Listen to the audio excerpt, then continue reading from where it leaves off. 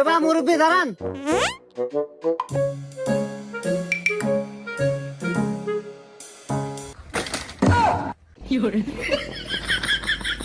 চলবো চলবো চলবো।